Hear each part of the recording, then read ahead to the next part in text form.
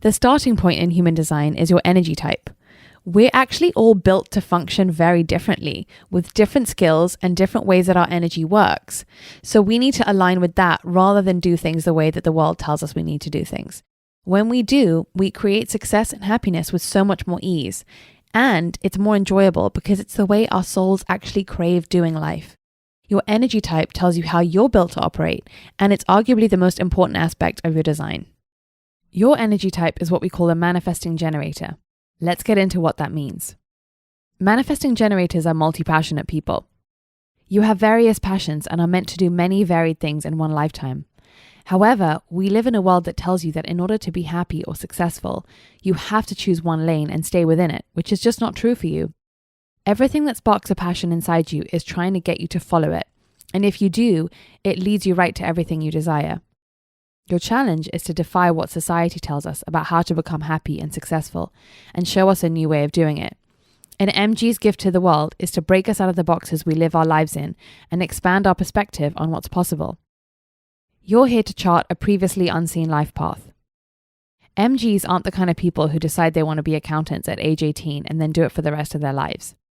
Life, or the universe, will push an MG to explore in many different directions because it wants you to create your own unique blend of passions and turn it into a totally new life path that hasn't been seen or done yet. So this could mean you either switch to a totally new career at least one point in your life, you have many different passions and side hustles going at a time, or that you fuse seemingly unrelated things into one career. Just because no one's done it before doesn't mean you can't create it, and in fact it's probably why you have to do it. MGs are quick to master new things.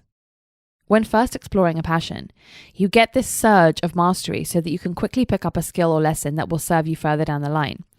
For this reason, it's not necessary for you to finish what you started or to see something through to the end always. Even if you don't know how that lesson or skill will come in handy, trust that it will make sense later. You've been conditioned to put yourself in a box so that the world can understand you and know where you're headed, which makes everyone more comfortable. But your challenge is to defy the pressure to be able to explain where you're going and be okay with the not knowing. When you do this, it blows open the possibilities of what the universe can then send you. Turn the sense of unknown into a sense of wonder and discovery. Your path is not linear, so it can't be understood before it unfolds. Whenever you feel hesitant or afraid of this unknown, realize that this afraidness only comes because you were conditioned to think that the known is better, safer, or more of a sure thing. But the real sure thing is that you'll always know how to get the most fulfilling result when you choose your inside passion over the limited how-tos from the outside world. It's like the universe implanted your own how-to inside you. On a soul level, you actually love the unknown because that's what makes life feel like an adventure that surprises and delights you as you live it. Think about it. Why would you come here if you already knew exactly how everything was going to pan out? And when you start to love that way of doing life yourself, you show everyone else that this is the way that we're all craving to live life. You just have to be stronger than any of us are willing to be, and stronger than the voices that try to keep you in the old way. You're here to have more faith in what could be than in what already is. As an MG, your energy is spontaneous and in the moment. It can be difficult to decide what will excite you in the future since you're so multi-directional. You can only really tell what's exciting to you today, which may well change, so try not to say yes to too many things in your future. This can be difficult as we live in a world that values making plans, commitments, sticking to things, and knowing what you want. But that's just not the way you're built to do things. Do things you actually want to do.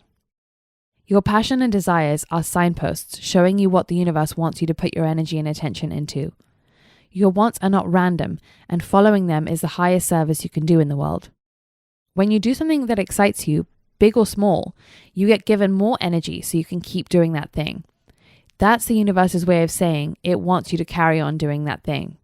You can probably think of a time in your life when you were doing something you loved so much it gave you an influx of energy that just carried you effortlessly.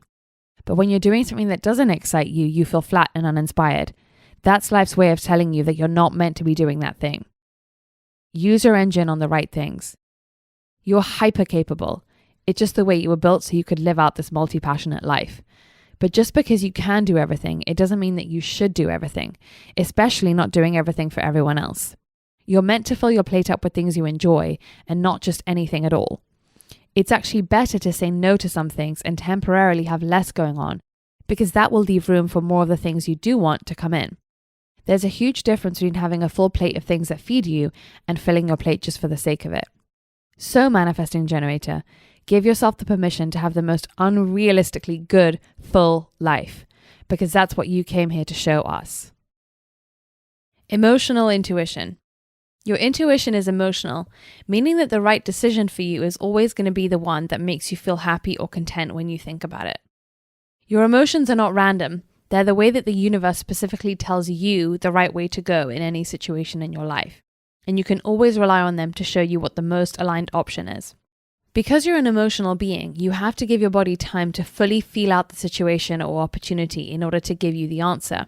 So this means you shouldn't pressure yourself to have the answer right away, but instead wait until you fully felt it out. This is such a different way of living than the way we're taught, which is that you should respond to emails right as they come up, or that it's good if you always have the answer right away. If you try to do that, you will cut yourself off from so much knowledge and wisdom that gets gathered up by your body when you just give yourself a little bit of time. What the emotions mean. If something is good for you, big or small, it will evoke a sweet kind of emotion in your body just by you thinking about it. If you feel neutral about it, that's a sign that it's not quite yet the time to decide. And if it makes you feel low or flat or sad or blue, even if it doesn't make sense to you why, then it's not aligned for you. When you're just starting out listening to your emotions, don't pressure yourself to act on them right out the gate. Just acknowledging them is a huge step in reconnecting and strengthening your communication line with the universe.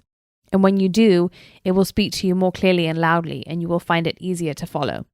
When you give your emotions the deciding vote, it eliminates so much of the confusion that dims our own knowing and makes it so difficult to trust ourselves. Clarity unfolds over time. Let's say something comes up that makes you feel super excited.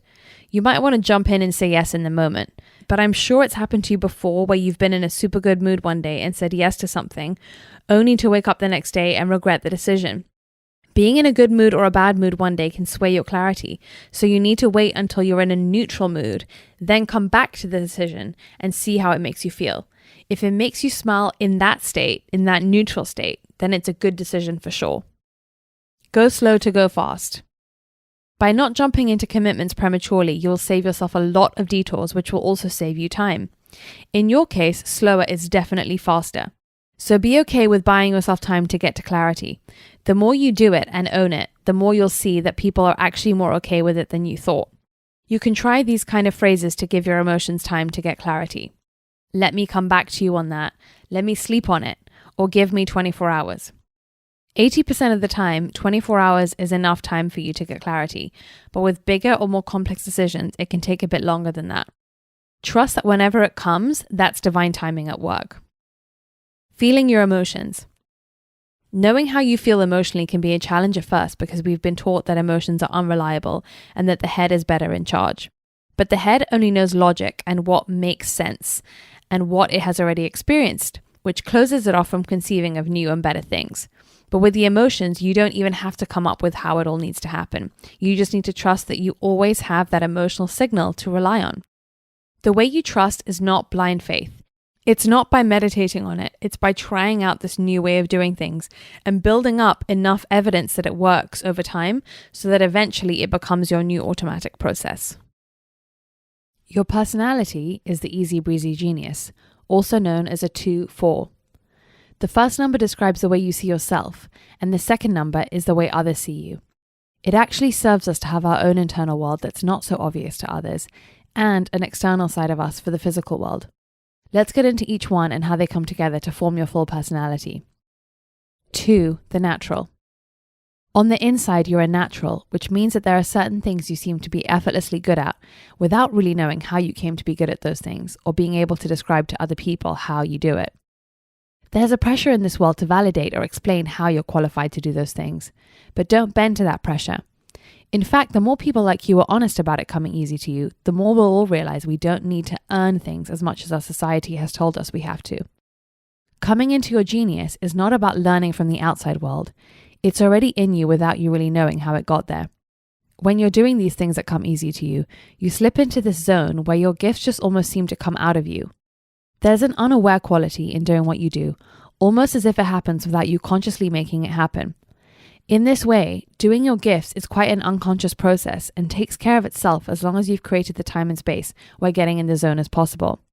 But since it's an unaware process, it's usually easier for others to spot your genius than it is for you. So naturals tend to require feedback from the outside world to figure out what they're good at. When you're in your zone doing your thing, you don't like to be disturbed or interrupted because you need to be fully devoting yourself to your craft without being thrown off track. So you do have a little bit of a hermit side to you, as it's only through that you can develop your gifts to the fullest. When you do find yourself feeling disturbed, you can reframe it by remembering that people aren't usually trying to disturb you on purpose, and also communicate to them clearly when you want to be in solo mode. 4 is the people person. On the outside, you're a people person, which means that the universe will bring your dreams to your door via the people you know. You have a sense of who is right for you to spend time with, and you should listen to that sense. When you cultivate relationships with those who feel bright and aligned to you, you will be sent bright and aligned opportunities. Don't be afraid to be a little closed off or disinterested in those you don't resonate with. It's not that they're bad people, they're just not right for you, and you're not designed to spend time with just anybody. Once you start to honor that and don't judge it as being closed, all the support and opportunities you're designed to have in life will come to you. Who you enjoy hanging around is who you're meant to be around. It's not by accident. So don't question why you're drawn to some and not to others. A huge milestone in your life comes when you really feel like you've found your people.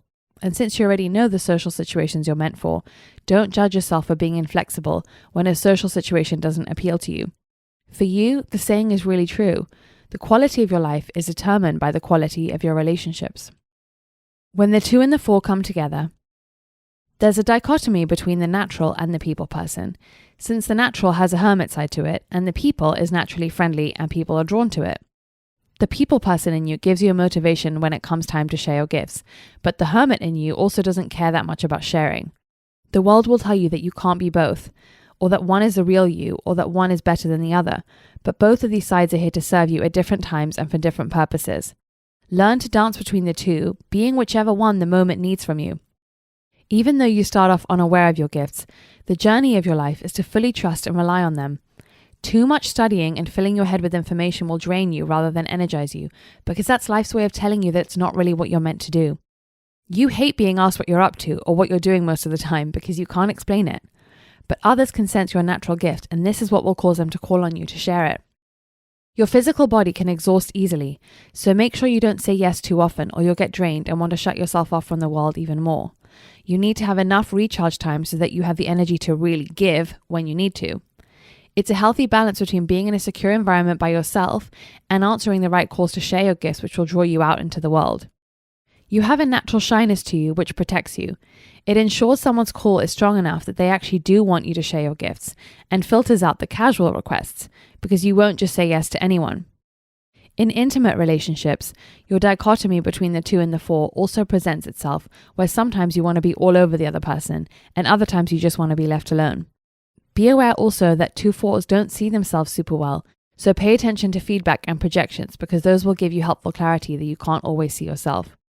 Your journey here is to have both, your own colorful inside world and a colorful outside world of love, connection, and sharing. And it's only by allowing yourself to have both that you live out your gifts to the full. Your strategy is the way you make things happen in your life, how you go about making your dream life real, how you manifest. The world has taught us that we have to push and force things to happen, but you have a unique way of drawing your dreams to you that will feel much more easeful and fun. Plus, it will actually get you so much quicker results when you do it because you're doing it in the way that you're meant to be doing it. Your strategy is responding. The universe is constantly sending you clues and signs of what to do based on what excites you, gives you that full body yes, and what doesn't. Responding is about only doing things that come across your path that you can literally feel that full body yes to. When something is meant for you, your gut will literally respond to it. You will feel physically drawn to that thing. Think of life as one big buffet. It's full of ideas and suggestions and options that might please you. Responding is noticing all the things you see and come across that make you think, I like that, or I want that, or I wish I could have that. And if you do like it and want it, say yes to it. Go do it, create it for yourself, bring more of it into your life, because doing it is what the universe wants you to do next. These could be direct, like opportunities and invites that come your way, or indirect, like things you see around you, things you see other people doing, what you see on social media, characters on TV shows. They're all there on purpose to lead you right to your purpose. The answers are all around you. You don't have to figure out what you want. It's the outside world that will give you the clues of what you're into and not, based on how you respond to it. You're not meant to just know what you want out of thin air. You have to have an outside stimulus to respond to. You don't have to push, force, or make it happen. You just have to fully throw your energy into the things that your gut responds to and not do the things that don't. And when you're open, the universe will put the things that are meant for you right in front of your eyes. The key to your dream life is not only saying yes to things that light you up, but also saying no to things that don't. When you say no to the things that don't, you actually create more space for the potential yeses to come in. Your decisions are black and white. It's important for you to know that your gut is black and white. It doesn't do gray area. So for you, you're either excited about it or you're not. Unless you feel a full body yes, the answer is actually no. You do not deal in maybes. Because the gut is black and white, it also doesn't deal in open-ended questions. So if you've asked yourself before, what lights me up? Don't be surprised if your gut hasn't come up with the answer. But if you ask yourself, does forecasting light me up? Does event planning light me up? Does organization light me up? You'll definitely know the answer to that. You can use the this or that, yes or no questions to direct you with anything in life, whether big or small. So instead of asking yourself what takeout you feel for dinner tonight, ask yourself if you want sushi or Mexican. The more you can make sure that everything in your life is there because it gives you that hell yes response, the more aligned you become. The universe makes you respond yes to the things it wants you to do. The universe doesn't see the difference between you saying yes to the takeout that lights you up and yes to the job that lights you up. Following your lit upness will always create more lit upness. What to do when it feels like life isn't sending you things to respond to. Take a look around your life and ask if each thing in it lights you up or not. If it doesn't, start by just being honest with yourself about it, as that will align you to the truth of how you feel. And from there, the universe is clear on your feelings, so it can swoop in and start to help you by putting new opportunities and clues on your path. The more you get rid of around you that doesn't light you up, the more space you will have to notice things that might. It's like you give yourself a bigger pair of glasses with which to see. And then start to look around at whatever else is going on in the world around you and keep asking your gut, would this be exciting to you if you had it? And then pursue those wants. Put energy into bringing them into your own life. If you get a hell yes, you have full permission to funnel all your life force into it. Always trust the feeling of wanting as a good thing because it's pointing you right towards the life you're supposed to have. Your sign is the feeling you have when you're living your design. It's a no-fail way that the universe can signal to you that you're on the right track. When you're using your energy correctly, you will always feel your sign come up in your life. So you never have to do any guesswork to know whether you're in alignment or not. Your sign will be there to show you. Your sign is satisfaction.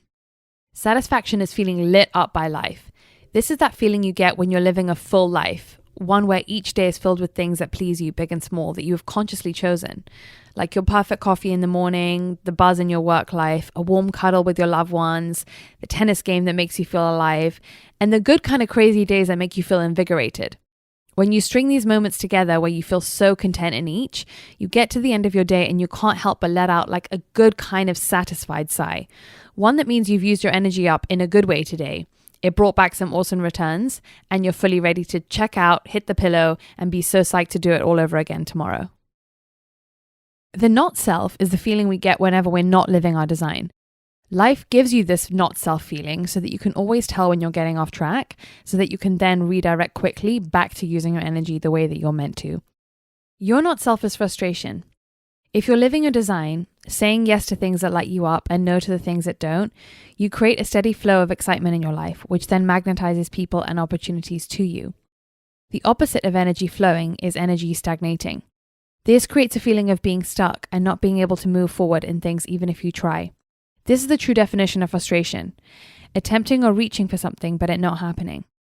Frustration can show up as literal frustration or irritation, feeling stuck, feeling uninspired, blah, or incapable.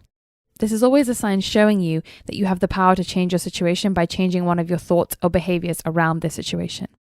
Here's how frustration can look in your thoughts. Nothing is happening. This is not going the way I want. I'm so bored. I'm so over this.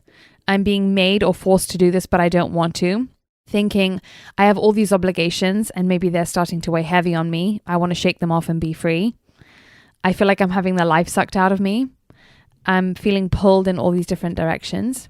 It seems like everyone else is doing what they love, but nothing is coming to me, or I can't seem to do that. I should be able to create happiness, but I just can't. I have no energy to do what I dream of. What's the point of all of this? Why does it feel like I'm walking through mud and taking so much effort to get things going? Or simply, I'm just so tired. Remember that this is not your true self. This is your not self, aka life showing you that it's time to live your design a little bit more, which will get you right back into your sign, which is satisfaction. You are here to be lit up and excited by life.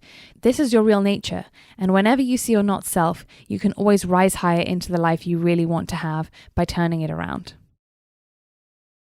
Non-specific manifesting. Manifesting refers to your way of bringing things you want into your reality. You're designed to manifest in a non-specific way, which is a method that's very new to the world. Traditionally, we tell people to get clear on exactly what they want, down to a T, to make vision boards or to write lists. This style is very much about the person and what the person wants. We get told, if you don't know what you want, you'll never get it. But this is not true for you. You can and are meant to have beautiful things happen in your life without you having asked for them or wanted them specifically.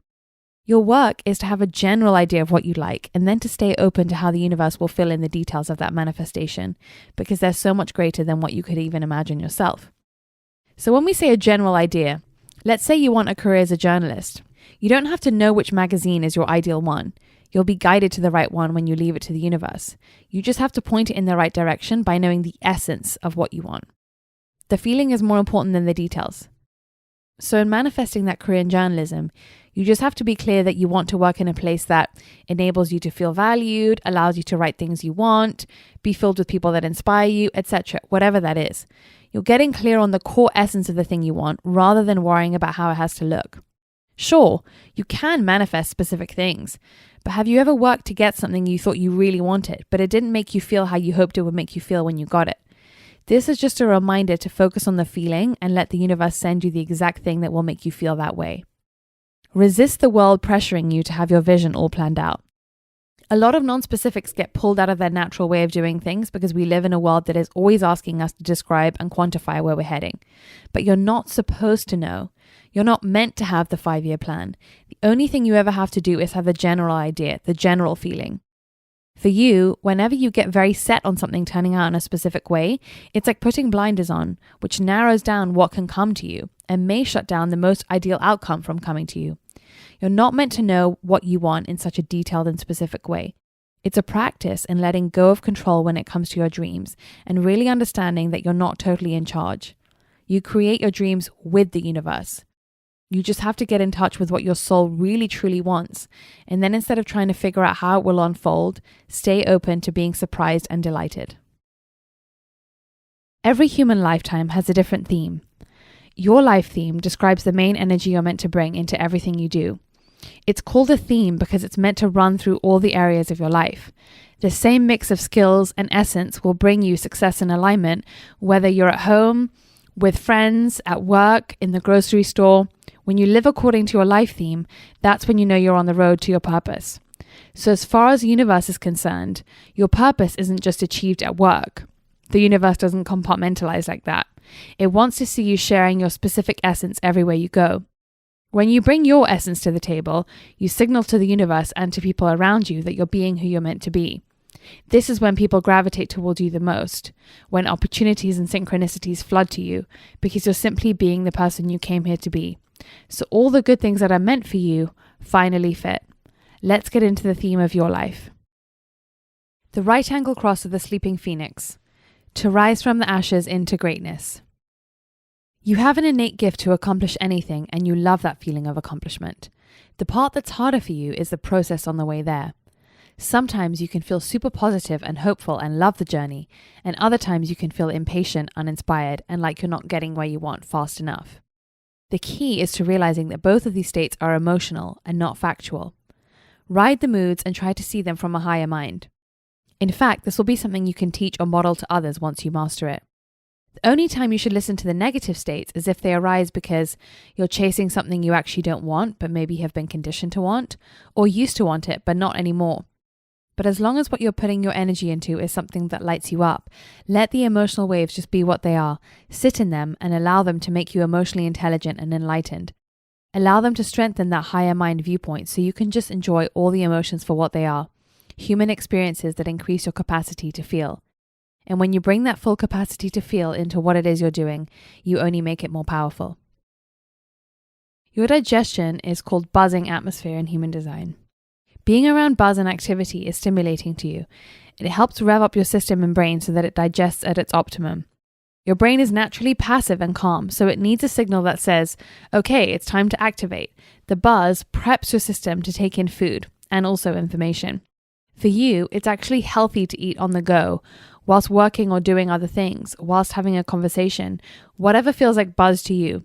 So much of the food advice out there would have us believe it's healthier or more spiritual to become like a silent monk in the Himalayas, but not you. Your path needs the hum of life. How to eat. Here are some practical ways to incorporate stimulation into your digestion. Snack on something light like carrots with dip before dinner. This will get your body primed to start digesting. Ordering appetizers or snacking boards when eating out. Take a few tastes of your food as you cook it or sip wine as you're making it. Cooking in general is great for you if you enjoy it because it stimulates and engages all your senses. Also, don't be afraid to eat standing up or in your car. Come up with any little ritual that you associate with it being time to eat. When you're not eating, thinking, learning, or working, you love the peace and quiet. In fact, it's your natural state. Embrace that in your downtime. It's just that your system needs the buzz whenever it's time for your brain and body to take in the outside world. Your brain. It's the same for your brain. When you want to rev it up, give it some buzz. Maybe turn on the TV, a podcast, or some music. It fires up when it's on a call, in conversation, or in a busy place.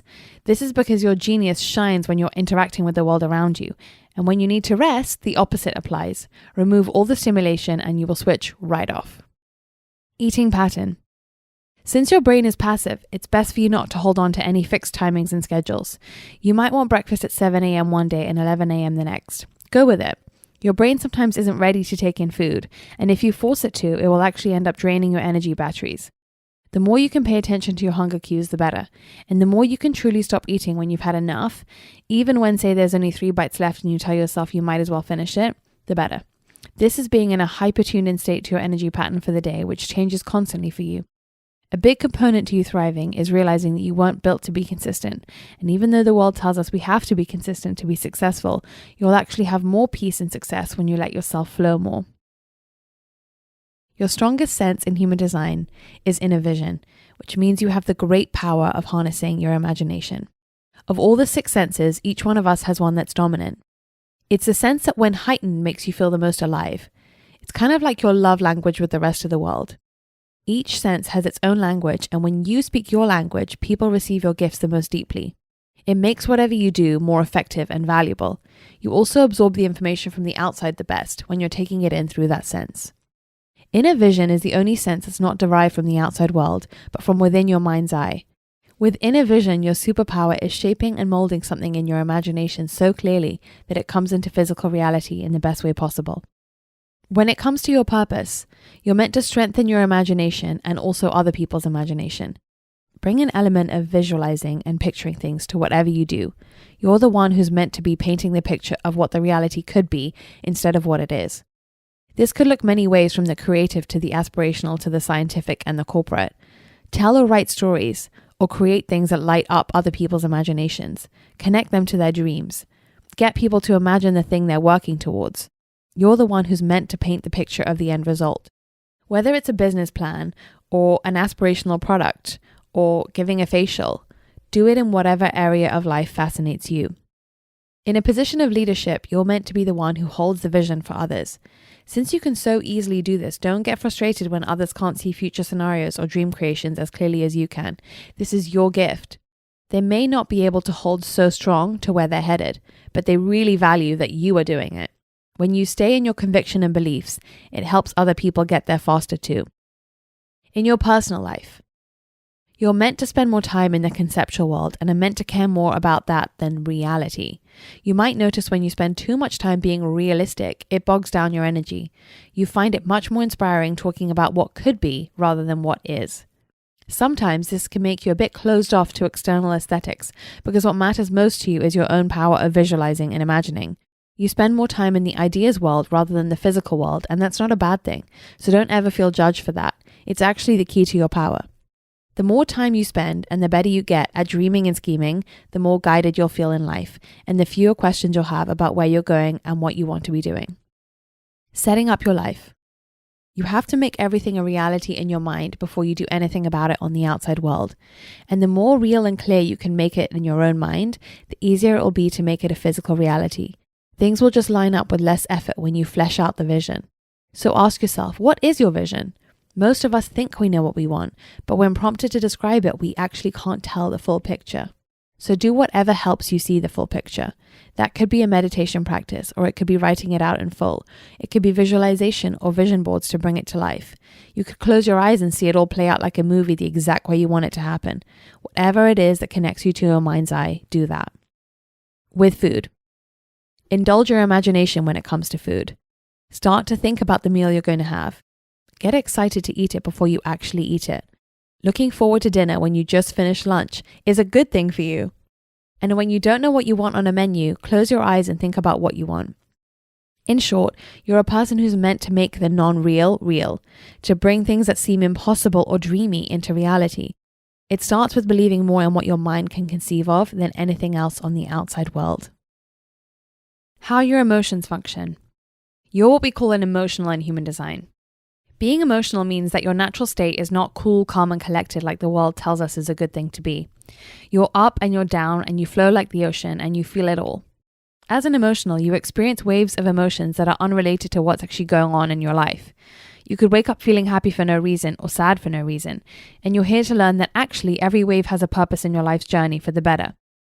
We're taught to see some emotions as good ones and some as bad ones, but you need both for different seasons and reasons. And the universe is always sending you the right one it needs you to be in this very moment. You don't need a reason for why you feel the way you feel. The world tells us there is always a cause for feeling blue or feeling happy, but for you, that's not usually the case. Sure, if something amazing happens to you, you'll feel happy, but deeper than that, it's like you have this mood playing in the background, kind of like a song that colors the way you'll feel about your life that day. And the biggest trip is, it's not you who has control over what the song will be. It's the universe that's the DJ. It does this to educate you about life as a human being. You need to have a ton of experience in many types of emotions so that you can develop expertise in human feelings, because your specific calling actually requires that of you. Emotions color your life. Have you ever gotten really sad over something one day and woken up the next day thinking, it's actually not as big of a deal as I thought it was? Or were you ever in such a good mood and received an offer that you said yes to, only to realize later that you're not actually that excited about it as you were at the time? This is the emotional wave. When the universe is playing happy songs in you, you're more likely to see your present moment as better than it is. And when there's a bluesy song in the background, you'll see things as worse than they are. Before you feel daunted, I'll tell you the reason why being an emotional is a good thing. Because how we feel, our inner experience of life, is what gives life color. It's from emotion that the most epic songs have been written. It's from sadness that we connect to other people's pain the most profoundly. It's from joy that we feel the most grateful to be alive.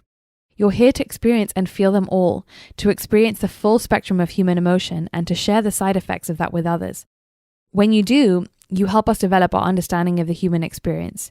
You generate compassion and empathy and reverence of the other in embracing exactly how you feel right now and going with it. Making decisions. Since you have emotional intuition, remember that you're meant to wait until you're in a pretty neutral state and then revisit the decision and see how it makes you feel from that neutral place. So often, the reason why the universe will give you a low or a high mood is because it's trying to tell you not to make a decision at that time. It's trying to realign you with divine timing. And whenever you're in a high or a low is actually the sign that now is not the time to decide. It's a sign to feel and be and breathe and create and enjoy. Your emotions are your gifts to others. It's really interesting because roughly half the world is emotional like you and the other half is non-emotional. Non-emotionals are people who only feel something when a situation or person around them has sparked them to feel that way. The emotionals like you are here to spark emotions in the non-emotionals and make the world more interesting and colorful by putting feeling into everything they do and say. In doing so, they light up the hearts of others and foster connection between human beings. Sadly, they are usually afraid to do that because we've been conditioned to see emotions as weak or silly. But we're living in a time where we desperately need the emotionals to be honest about where they're at, without shame, because it's only through them that we'll create a new paradigm where how people feel is front and center of the conversation.